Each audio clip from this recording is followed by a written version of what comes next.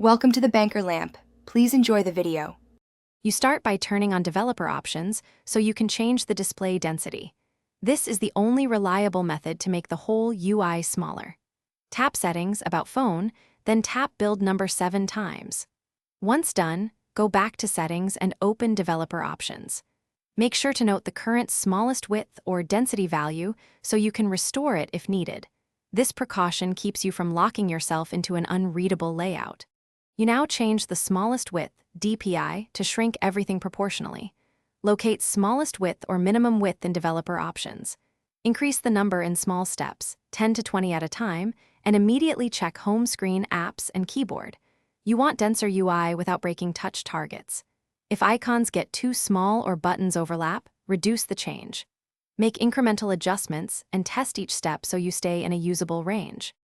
Finish by confirming the new density works across apps and gestures. You should feel more screen real estate instantly.